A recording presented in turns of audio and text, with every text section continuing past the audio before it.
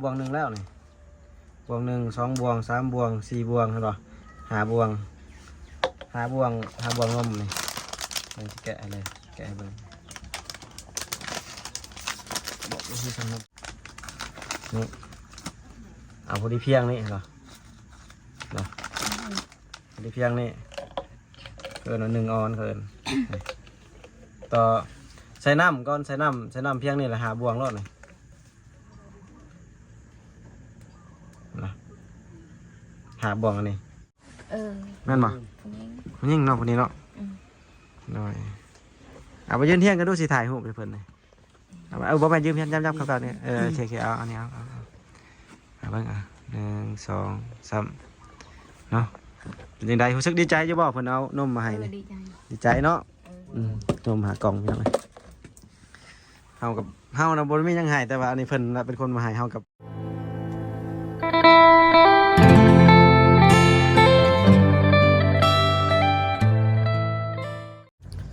สบายดีพ่อแม่พี่น้องเมื่อสุขคนพี่น้องคลิปนี้มาเฮือนอาเตียง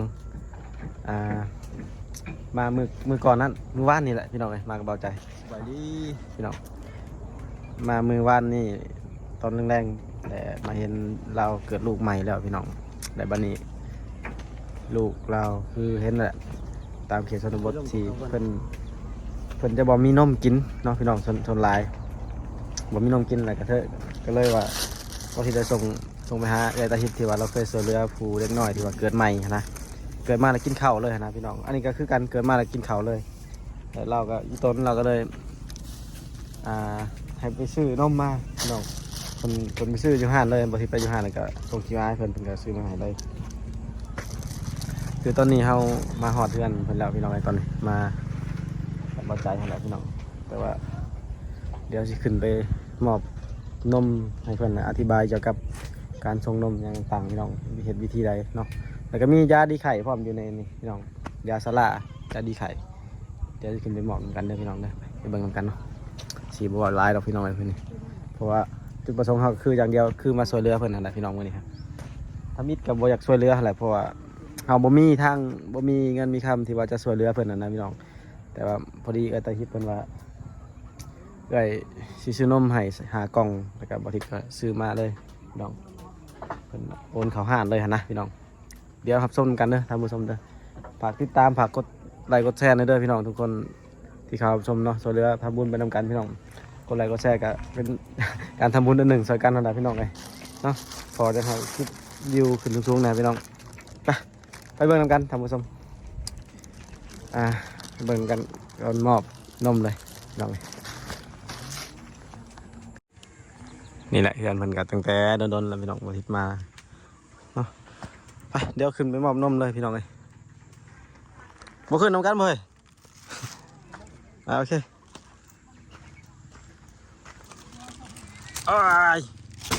ฝนตกเนาะมื้อนะพี่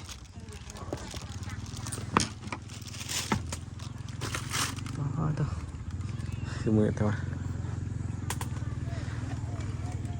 เข้าไปในคุณบ่ตุ่มปองเป็นตะยานลูกตกคือเป็นตะยาน มันซีบอนั่นเถอะบอกลูกบ่เคยตกที่เนาะ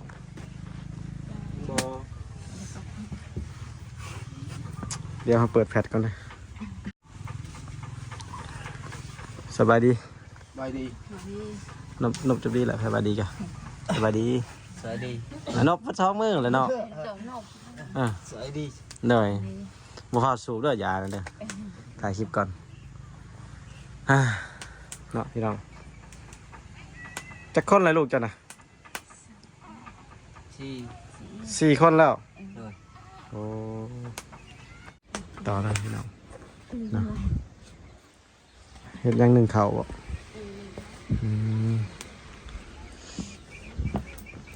ชื่อเจ้านะเสือเตียงเนาะเลยแหละนี่ชื่อนี่ก็เขาลืมอะไรไปตอนนั้น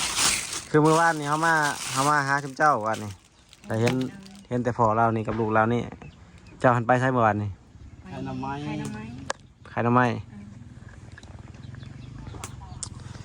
ยังมีหน่อไม้ช่วงนี้กันเนาะบ่มีขึ้นแล้วเนาะ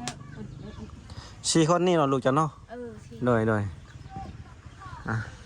กับสิบมีอย่างไรเดี๋ยวสิมอบเลยแหละพี่น้องเลยอ่ะจกเอาดูจกออกมาเรียนๆเลยให้พนันนำกันเดี๋ยวมอบนมให้ลูกเจ้าโดยเพราะว่า เกิดมาเลยให้กินข้าวเลยเป็นบ่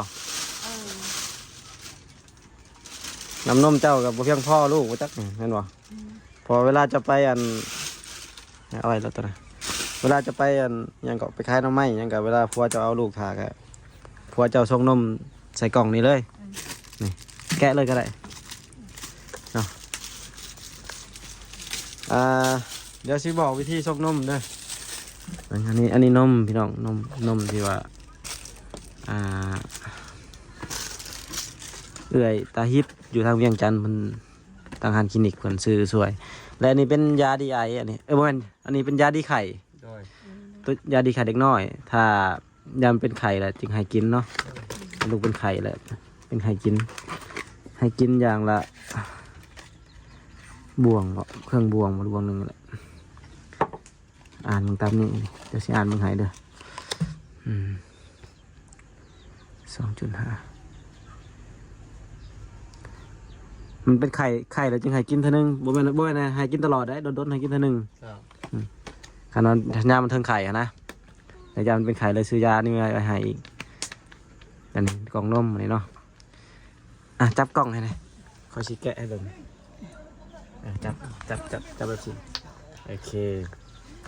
คอยชี้แกะให้เบิ่งยันเจ้าบอกเป็นนะมันมีหัวดูนมตัวนี้เนาะหัวดูนมเป็นปองอยู่ที่เนาะถ้าบอกเป็นปองมันลูกดูดบ่ได้บ่แห้งเลยได้อยู่ประกอบเขา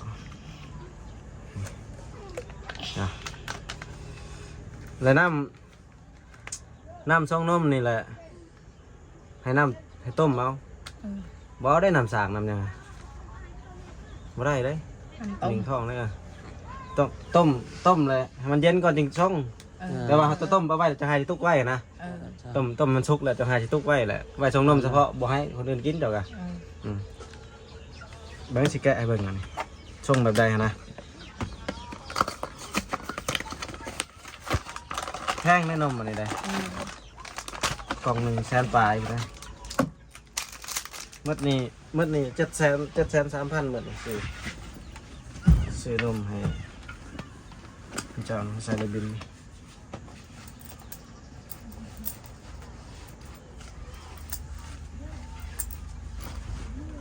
มื้อนี้700,000 ปลาย700,000 ทั้งลมเลยนะ700,000 ทั้งลมเลยนะ730,000หมดเลยอันนมนี่กล่อง132หากล่องกับ660แต่ยาดีไข่นี่16,000เป็นอะไรยังอีกนี่กล่องนมยาซาร่าเลย27กล่องนมเนี่ย16,000เป็น730,000ต้องซื้อมาเล่าให้ซื้อมาตัวนี้บ่ให้คนอื่นกินให้แต่ลูกเจ้าผู้น้อยๆกินเด้อเด็กน้อยจะนี่ห้ามให้กินเด็ดขาดแต่ว่ามันสีเกลืองครับสมมติว่าจะใส่น้ำเบิ่งสิไก่บ่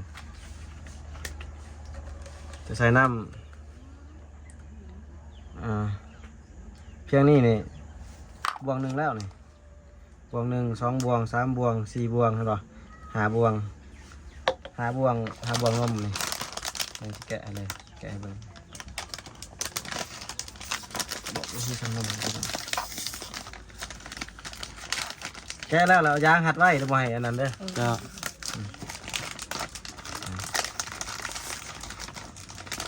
จับ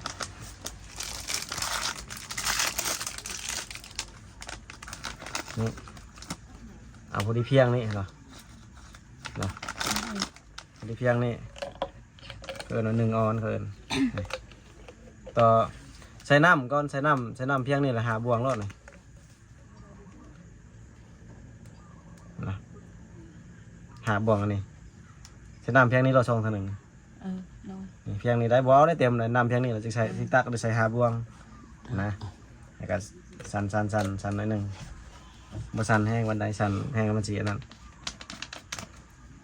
บัดได้จะส่งจังใส่น้ำอันนี้บ่หนึงแล้วจะสั่นไปสิคันจะสั่นนั่นนี่น่ะบ่ได้ก็บ่ให้สั่นอีกก็บ่ให้สั่นแห้งค่อยสั่นไปสิเพราะแต่มันเปื่อยไว้อยู่ดอกบ่ได้ใส่น้ำแต่ว่าน้ำเจ้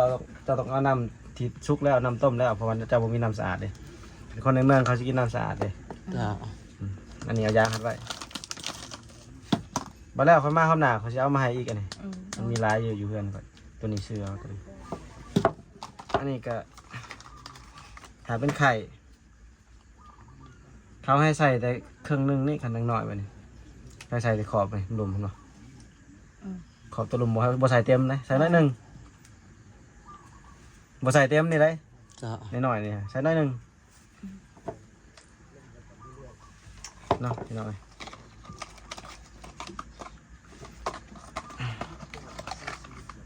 ก็สิกุ้มโดนเติบอยู่ดอกหากล่องนี่ก็พอดีมันกินข้าวได้ แต่ว่าช่วงนี้บ่ต้องให้กินข้าวเด้อให้กินแต่นมอย่างเดียวโลดยังน้อยอยู่ข้าวบ่ต้องให้กินมีนมแล้วซื้อมาให้แล้วซื้อนมมาให้เพื่อบ่อยากให้จุ๊บเจ้าอันให้กินข้าวแหละมันสิแพ้กระเพาะมันลำไส้มันยังอ่อนฮักก็เดือนหนึงแม่นบ่ เดือนนึง ฮักกระเพาะเดือนเดียวเนาะเพราะว่ากระเพาะมันยังอ่อนแหละอย่ามันถ่ายบ่ออกลำไส้ยังน้อย เคยให้บ่ มันให้มันให้แม่นบ่ ขี่บ่ออกเป็นบ่อันนี้เดี๋ยวพาให้กินข้าวนับแต่มื้อนี้โลดนี่จะไปเอาน้ำต้มน้ำมีบ่น้ำต้มสุกแล้วมีบ่บ่มีเดี๋ยวจังหน่อยละจะต้มเนี่ยหม้อตะกาก็มีนี่เจ้าน้ำมาแล้วจะต้มเนาะต้มแล้วจะให้สักตุกไว้มันเย็นแล้วจริงครับว้าวได้บ่ส่งนี่ได้น้ำห่อนต้มแล้วมันสุกแล้วมันเย็นแล้วจึงมาส่งเนาะบ่ให้กินเลยข้าวนี่ให้เริ่มแต่อันนี้เลยแบบให้กินแต่นมบัดนี้ไปกินนมจนหมดกล่องนี่แหละครับหมดครับบางทีเพิ่นซื้อให้ใหม่บางทีเพราะว่าหมดนมหากล่องนี่ก็มันก็ถือว่ามันก็เริ่มแห้งๆขึ้นแล้วลำไส้มันเนาะมันก็ถ้าเบิ่งรอดถ้ากินนมอย่างเดียวมันสิขี่ง่ายสบายเล็กน้อยมันนี่ค่อยยันอีต้นมันอยู่หมู่บ้านมันไข่โอ้ยตายเพราะว่า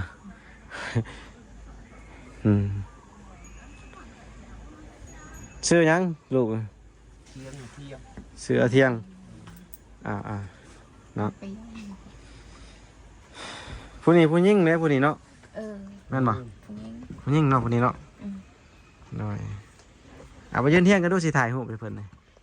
เอาบ่ไปยืมยับครับเนี่ยโอเคเอาอันนี้เอาเบิ่ง1 2 3เนาะเป็นจังได๋รู้สึกดีใจอยู่บ่เพิ่นเอานมมาให้นี่ดีใจเนาะนมหากล่องพี่น้องเฮากับเฮานะบ่มีหยังให้แต่ว่าอันนี้เพิ่นเป็นคนมาให้เฮากับได้แต่เอาเป็นสะพานบุญมาให้เพิ่นต่อเนาะทำบุญนำกันนั่นแหละพี่น้องเอ้ยมากับเบาใจเพิ่นอยู่ลมใจพี่น้องก็สิทำนั่นแหละขอบใจเพิ่นเป็นอยู่บ่ขอบใจเพิ่นเป็นบ่ ขอบใจ ขอบใจอันฟูอันตาฮิตที่ซื้อให้นะเป็นบ่เว้า เป็น เว้าเบิ่งอ่ะเป็นบ่เว้าได้ขอบใจเพิ่นเว้าเบิ่งอ่ะเว้าเป็นบ่ เป็นนะ บ่เป็นเลย เป็น โอ้บ่ว่าบ่เป็นขอบใจเด้อ ขอบใจ เท่านั้นแหละ ขอบใจเด้อ ขอบใจเด้อที่ซื้อนมมาให้ว่าสิ ชมเชยนม สิส่งเสริมนม ชมเชย ส่งเสริมนมลูกเนาะ นม ว่าบ่เป็นซ้ำพี่น้องเอ้ยคือว่าแหละมันแตกต่างกันหลายกับคนในเมืองกับคนบ้านนอกของนาเฮาเลยพี่น้องแตกต่างกันหลายกันคนบ้านในเมืองเฮามีการศึกษามีหามเฮียนเอาสูงๆเหมือนก็สิเก่งแล้วเนาะว่ามันก็เก่งแล้วเรื่องการเว้าการจาได้เพิ่นบ่เป็นเด้ เฮาว่าเป็น เนาะไปขายหน่อไม้นี่ไปทุกมื้อเลยแม่นบ่ ทุกมื้อเลย ฮะ มือนี้ หามื้อนี้ หากับมื้อนี้ มื้อนี้นี่ ได้ได้ข้าวกินนี่เป็นได้ซะ นี่ของนี่นี่อึดละ อึดข้าวอีกแถวนี้ไปหาก้านหาหยังก็บ่ได้บ่เจ้า บ่ อึดแล้ว อึด เนาะกินหยังซะมื้อนี้เฮ็ดหยังกินซะมื้อนี้ กินยัง ได้กัน บ่ได้กินหยังเลยโอ้ย หอดเงินบ่มีเขาไปชื่อเป็นนัวอึดบ่มี ฮะ มีเงิน บ่มีเงิน ชื่อเป็นนัว ชื่อเป็นเนื้ออึดนะ อึด เกลือนี่มีเกลือนี่เนาะ เกลือมี มี มี บ่มีแต่เป็นนัว มีเป็น เป็น นัว เนื้อ บัดอันนั้นได้ครับปลูกผักปลูกพังยังบ่มีบ่ปลูกคือกันบ่เลย ปลูกแล้วมัน มันตายมั มัน นตายหมดนะ ตายคือตายบ่ฮดน้ำบ่คือตาย นำบ่มี น้ำมันมีอึดหนัง นำอยู่ห้วย อันนี้บ่สวนเจ้าอยู่ลุ่มนี่บ่นี่สวนอยู่ลุ่มนี่มันตักน้ำไกลโพดเนาะ ไก่นำอยู่ห้วย ประมาณจักเม็ดไปแต่นี่ไปนี่ฮอดบ่200-300เมตร ไม่ได้หอด ฮอดเลย200บ่ฮอดลัก ไกลหน่อยนึง ครับอยู่ลุ่มนี่ปลูกอยู่ลุ่มบ่ได้บ่ซะปลูกผักปลูกมะเขือ มาได้ง่าย มันเป็นหินบ่ เด้อ อืมนอนแล้วบ่น่ะลูกน่ะ นอน นอนแล้วเติบใหญ่ไวๆเฮาก็ได้เป็นสะพานบุญเพิ่นก็ดีใจเฮาก็สะพานบุญมาให้เอ้อยเพิ่นขอบใจหลายๆเด้อเอ้อยตาฮิปเนาะเฮาก็ขอบใจตังเจ้าซะเจ้าพ่อบ่เป็นเนาะขอบใจหลายๆเอ้อยตาฮิปที่ช่วยเหลือเพิ่น ดีใจเนาะเจ้าว่า ที่ช่วยเหลือเพิ่นเอานมมาให้ลูกก็สิถ่ายออกแล้วบัดนี้ทุกๆคนเลยคันกินข้าวเลยมันสิถ่ายบ่ออกลูกน่ะเด็กน้อยน่ะลำไส้มันยังน้อยเนาะถ้ากินนมอย่างเดียวแล้วก็บัดนี้นะคือเขาว่าเลยห้ามมากินข้าวเด็ดขาดให้กินแต่นมอย่างเดียวจนหมดนมมันนี่คันหมดแล้วคำว่าเพิ่นบางทีมันซื้อมาให้อีกก็ดีใจนํคันเพิ่นซื้อมาให้อีกเนาะจนมันลูกข่อยจนปีหนึงแล้วยังบ่ได้ยังกินนมอยู่กินข้าวน้อยเดียวหนึงกินแต่นมลูกข่อยอันนี้ก็ให้กินนมนิดเดียวนี่โอ้ยใหญ่ขึ้นเลยนี่มันเบิ่งมันตุ้ยถ้าเบิ่งรอดจริงไหมมันตุ้ยอยู่เลยได้คือมีผู้หนึ่งก็ข่อยไปช่วยอยู่ทางบ้านอันนั้นข่อยบ่บอกซื้อบ้านซะเดี๋ยวนี้แหละลูกเราเนี่ยมันสิบ่อยากรอดแล้วว่าขออนุญาต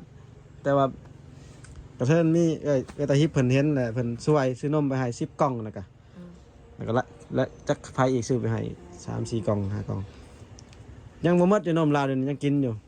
เดี๋ยวนี้ลูกเราตุ้ยป้าเบ่งขึ้นมันตุ้ยมันกินนมเด้อันนี้คือกันนี่แต่ว่าน้ำมันเจ้าต้องล้างก่อนเจ้าสิส่งนมนี่เด้อสมมุติเขาลืมบอกแล้วนี่เจ้าส่งนมแล้วเนาะสมมุติว่ามันหมดแล้วเนาะนมนี่เนาะจะต้องไปล้างก็ได้เต่านมบ่แม่นได้สิส่งเลยเด้อเจ้าล้างให้มันสะอาดก่อนถ้ามีน้ำร้อนลวกก็ได้แล้วจริงอันนั้นฝรักษาความสะอาดเด้เด็กยามเจ็บท้องเด็กน้อยนั่นนะเนาะชื่ออยู่ตัวที่เขาบอกนะเฮ็ดตามนั่นแหละตัวนี้ก็ว่าสูงยันหมดยังขึ้นเอายางหัดไว้บ่ให้ลมเข่าเด้อนี่เอายางหัดไว้นี่ยางหัดไว้นี่บ่ให้ลมเข่าเอาแกะแล้วเอายางหัดไว้ยันลมเข่ามันเสียนั่นมันเสียคุณจักซั่นเลยเด้อสิกลับก่อนเลยได้วันนี้ได้มีแต่โอกาสหน้ามามื้อหน้าก็สิมาแวะมาเยี่ยมยามเนาะขอให้ลูกเจ้าอยู่ดีมีแรงในการขอมอบขอบใจทางผู้ใหญ่ใจบุญทางเอ๋ยตาฮิปทางนครหลวงเวียงจันทร์คลินิกเพิ่นช่วยเหลือเนาะพี่น้องบ่ทิศก็สิปิดคลิปสำนี้ก่อนขอมอบขอบใจหลายๆทุกคนที่เข้ามารับชมคลิปบ่ทิศเนาะแต่ต้นจนจบพี่น้องเอ้ยไว้โอกาสหน้ามื้อหน้าจึงมาใหม่ไปทางใดก็พาครับชม